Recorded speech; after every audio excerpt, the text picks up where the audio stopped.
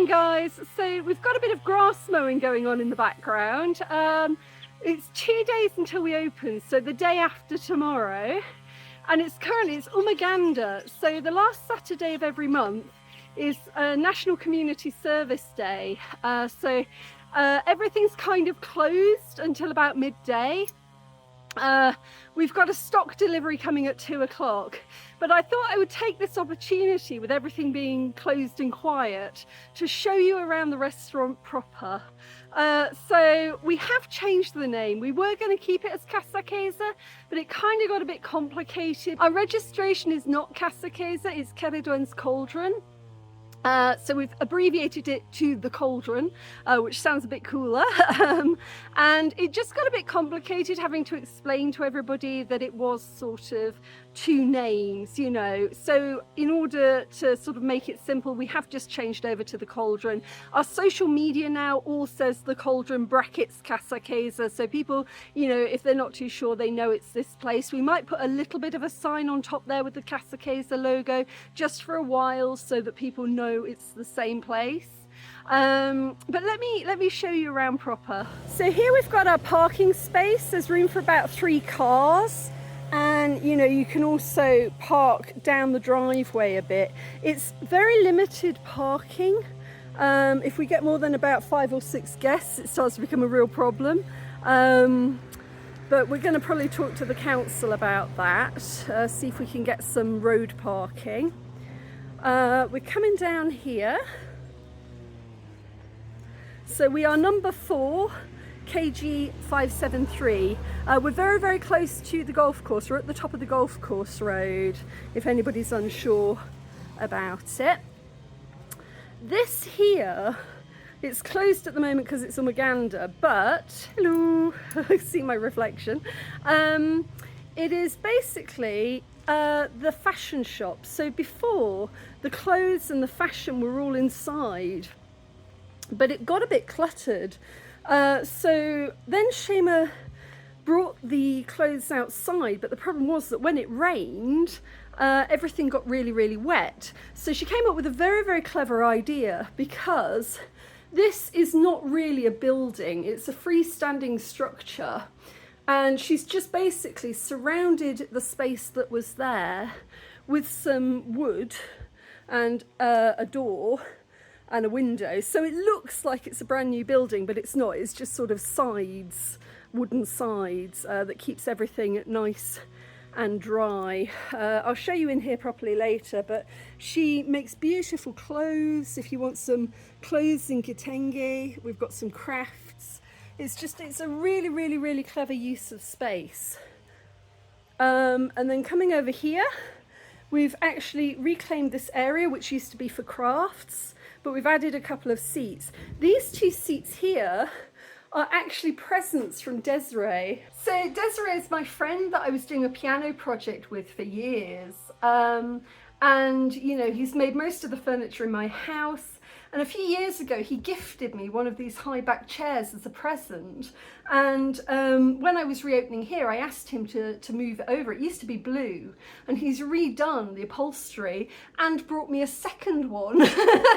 And yeah, I don't think he charged me for those. So these are presents for Casa Keza, and oh my goodness, they're so comfortable. Honestly, I could fall asleep in here, and I actually have my feet up on the table, which I think the table would be quite good for little drinks and things and snacks. And then we've got a couple of other chairs there which you could bring over here if you wanted to join the table, or you know, just to sit on if you're waiting for somebody to arrive. It's quite a nice space, because you know, sometimes people don't feel too confident going into a place if their friends aren't here, and so yeah, it's just a sort of a comfy place to sit and wait for people who are arriving. You can see we've still got the Casa Keza logo on there. We might just leave that as part of history. So I think we can take this sign down today saying that we will be closed until, well, it doesn't say until when, but we can take that down. Okay guys, so just coming inside, I think that this is my favourite part of the whole restaurant. I absolutely love Congolese masks, and these are huge. They're like the size of my torso, they're massive, but they're also very, very well attached. So They're modern replicas of Congolese masks. This one here is a replica Po mask. So Po, she is the sort of matriarch of the Chokwe, and you can always tell her because she's got this little symbol up on her forehead and she's got tears coming from her eyes. And she is the mother of all Chokwe, or all humanity, all people. She is sort of representative of mothers, protector of mothers. Crying tears of celestial joy is what somebody once told me, and the pattern in the centre of her forehead is kind of the source or the font of inspiration, art, wisdom. So very, very similar to Cauldron, who the restaurant is named after. She's sort of the Welsh equivalent of Po. We've got another Po mask just outside. So we've got one as you're coming in from the front and one as you're coming in from the back. This one isn't a lamp, but you can see it's the same pattern. On the forehead and the tears. More traditional masks, they tend to have rope hair, so she has a big rope sort of dreadlocked headpiece.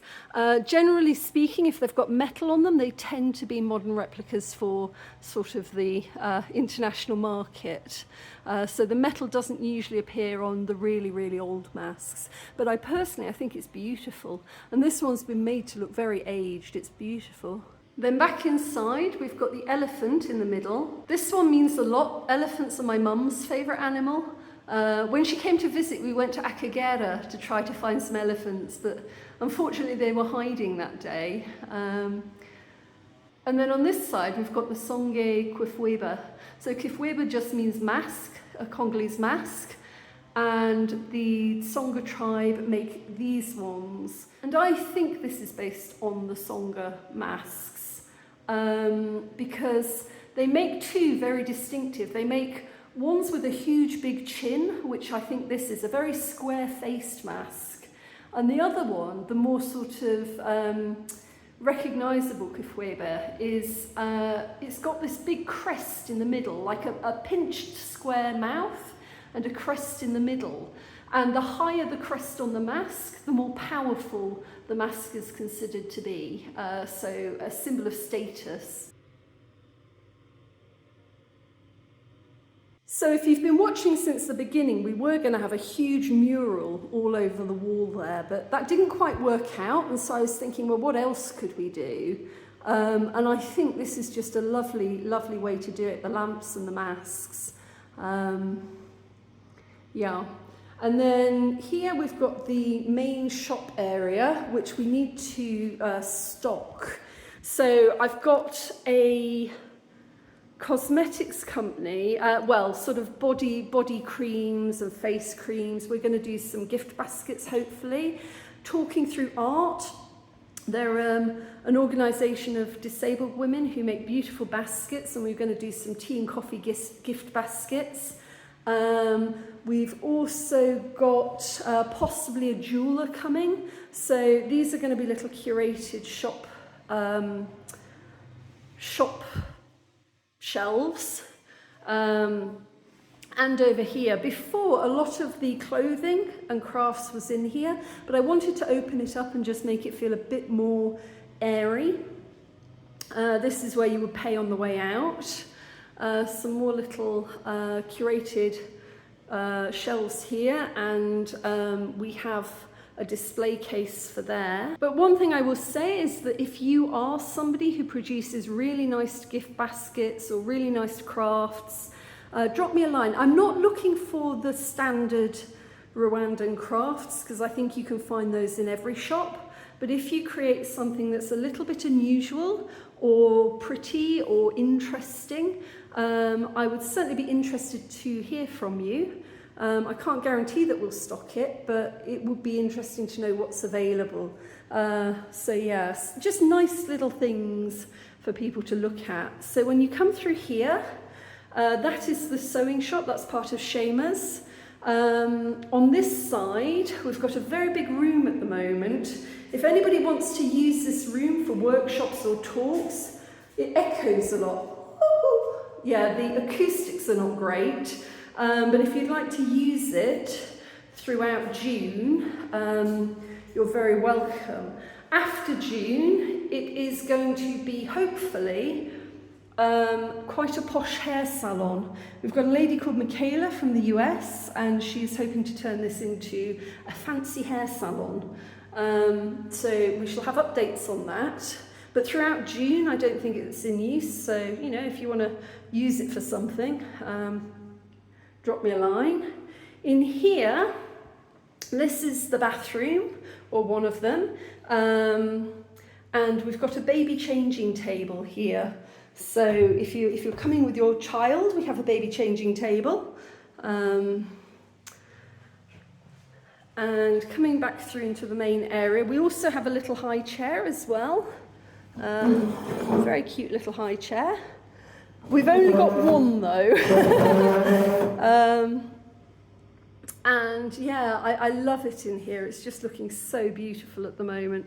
We've got our lamps on the wall. These masks here are actually Rwandan. So Rwanda doesn't really traditionally have masks.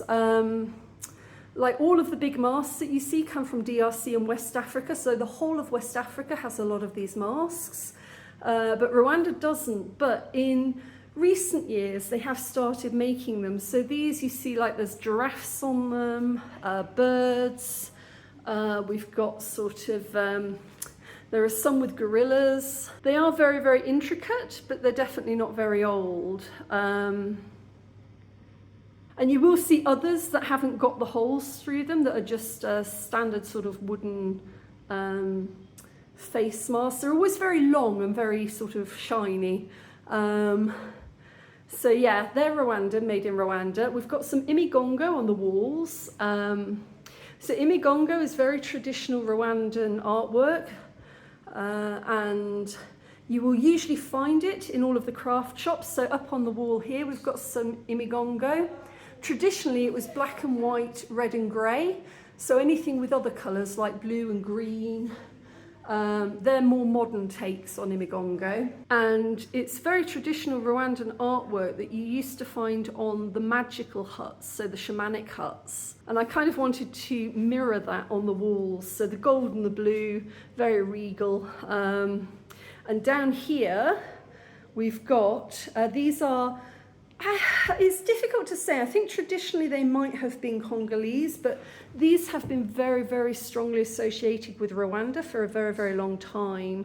They've got these big round heads. There's a tribe in DRC called the Teke, and the Teke masks look kind of similar, but I don't think they're related at all.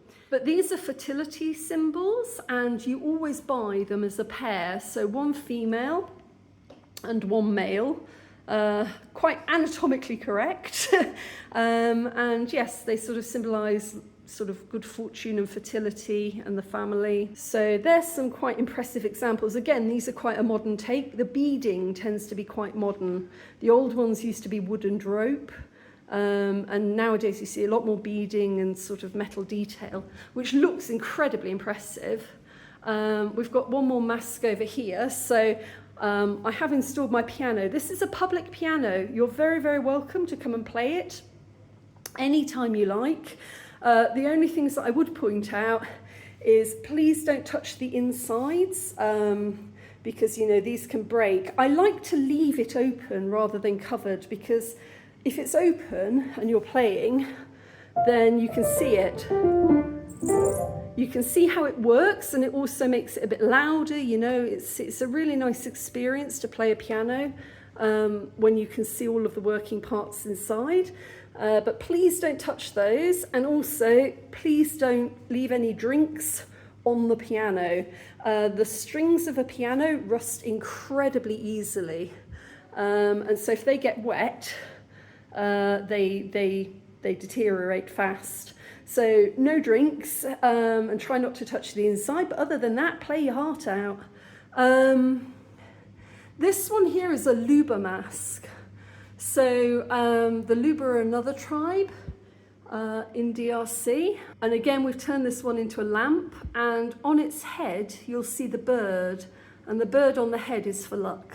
So it's a symbol of luck. I think that's all of the masks that we've got. We have a guitar here, but it's a very, very cheap one and it goes out of tune, like if you breathe on it. So if anybody's got a spare acoustic guitar that they ever want to donate, we would be incredibly grateful. We've got a tambourine. I've also got a saxophone, which I might make available on request if there are any saxophonists visiting. Essentially, I'll take you into the garden in a moment, but usually Friday nights we have a fire pit and it would be lovely to have more music. We've also got a ton of board games in here. I would be really, really, really happy to hear from any dungeon masters because I was talking to a friend the other day and there's plenty of space out here that would be perfect for something like Dungeons and Dragons group, sort of more immersive board games. I'd be really, really happy to talk to somebody if they want to organise something like that. But yeah, we've got all the classics like Uno, cards, dominoes, snakes and ladders, chess. We've got a good couple of chess sets. Iggy Sorrow boards as well, if you ever want to play. We've got some beads here. Please don't steal them because we need them. And here we're going to have a book nook. I need to go to patchwork bookshops and stock up on a few more secondhand books. So you can take a book, leave a book, read a book. We've also got our drum down here. People are very, very, very welcome to come and play the instruments. Here is our bar. It's quite cute actually because Rukundo has put this symbol here, which if you remember, I think, yes, it's the same one as on Po. So up on Po's head, we've got the same symbol on the bar, which is lovely. And yeah, it's quite a small bar area, but we've got all of the main drinks here. We've got some liquor here. We've also got some darts, which you can hire for a deposit. We haven't worked out the deposit yet, but we have a dartboard outside. And all the glasses you could ever need for anything. And that's the old-fashioned glasses. We've got wine glasses, gin and tonic, pretty much everything. Oh, shot glasses if you want some tequila. So yes, that's all quite nice. I'm really happy with how it all worked out.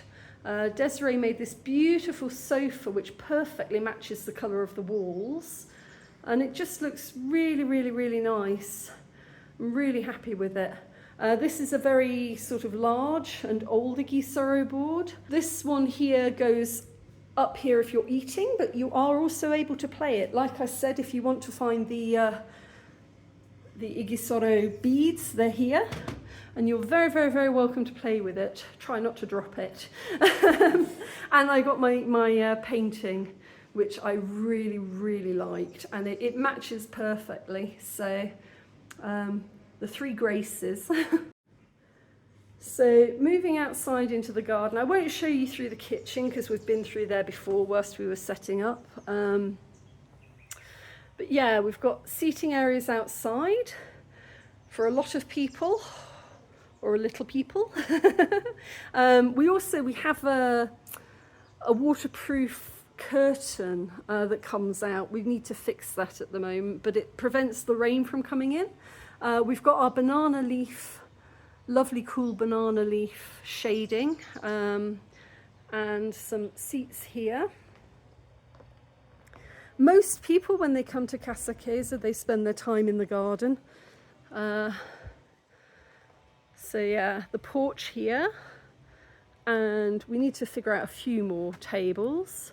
And we've got all of these lovely little booths that you can sit in. So as you can see, there's little private spaces all over the garden where you can sit and work. They've all got electric plugs in them. They've all got access to Wi-Fi and lights. So even if it's raining, you can sit in there and work because of the plastic sheeting.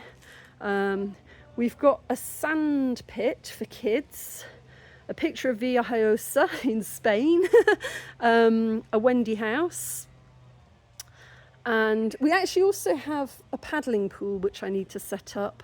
But this here is the stage. Again, we probably need to paint our own logo.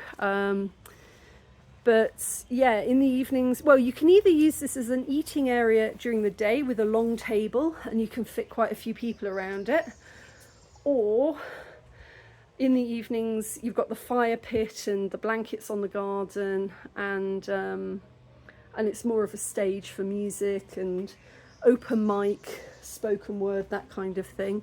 And around the corner here we've got the bunnies. I think we need to get them a little mobile bunny hutch where we can move them around the garden to eat the grass and things. But you're very, very welcome to come and meet our bunnies. They're very happy to say hello. And so yeah, you know, the garden is looking really good.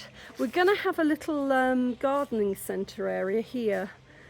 Delphine, she has a garden centre up the road. She used to sell plants here, but we've kind of taken over that space for Shayma's clothes.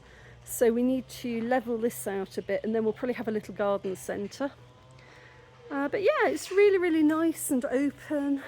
Now that we've taken down the bamboo, we've got a lot more light in the garden than we had before, which I think is really, really nice.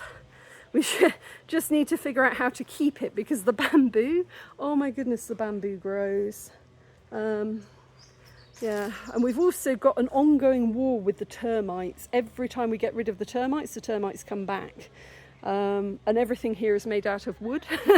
So yeah, we need to figure that one out. If anybody's got a solution, please drop me a line. So yeah, guys, that's the tour of what was Casa Casa, which is now the Cauldron, Keridwan's Cauldron. People keep asking about the name. So the C is a hard K, so if you think about in Kinyarwanda, the number 7, Kerindwe, instead of saying Kerindwe, say Keridwen.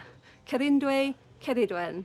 Kerindwe, Keridwen. It's quite similar to the Kinyarwanda 7, but it's just the name of a Welsh goddess of inspiration, magic and art, and rebirth and reinvention. She's a shapeshifter. She's a little bit like in Civica, that she can change her form. And yeah, we really just went with that name because it was proving impossible to register a name with RDB. And so I had to go for something that nobody else had ever registered. So I thought about Welsh folklore and Welsh goddesses, and yeah, Keridwen's Cauldron, and we've just abbreviated it to the Cauldron. So a cauldron is just like a big cooking pot, but in British folklore it's very strongly related to magic and juju and all good things like that. So yeah, the Cauldron. Yes, I hope that's cleared up the name. We had to come up with something that we could register, and that was it. And then it became very, very complicated to try to keep the Casa Casa name and explain to everybody why the actual business was registered as a different name. All got very complicated, so we just gave in the end, and it's just the Cauldron. But it is still Casa Casa in essence. Like, nothing huge has changed. It's just Casa Casa with a facelift. And a new menu. So we're no longer a Spanish restaurant. This used to be a Spanish tapas bar. We're no longer a tapas bar. We've got a different menu. I'll leave the link to our website below. You can find the menu there. We're more kind of focused on big meals, breakfast menu, main menu and dessert menu. We're quite into desserts here. It's a very British thing. We like our pudding. So you have your mains and your pudding. We always like something sweet after a meal. And yeah, and then all the drinks that you kind of regularly expect. So yeah, but we do really want it to be a community space. So, you know, like I say, we've got a little stage back there. You know, we've got a gift shop. We're always very, very open to collaborations and the idea of like little events and things that people would enjoy. Like I said, we'd love a Dungeons and Dragons group. That would be very, very cool. Just anything like that. The only thing we don't have is a lot of money at the moment because it all went into the renovation. So what we're really trying to do is build ourselves up and offer space for people to come and do things and just enjoy themselves. We are hoping to get a children's entertainer soon. We thought we had it lined up, but now we're kind of rethinking it. But we're hoping to have children's events on probably Sunday mornings, and check out our social media. I'll leave it below. Check out our website. We'll tell you whatever we've got going on. But yeah, drop us a line if you've got something that you think would work here that you'd really like to come and do, and we'll see if we can facilitate it.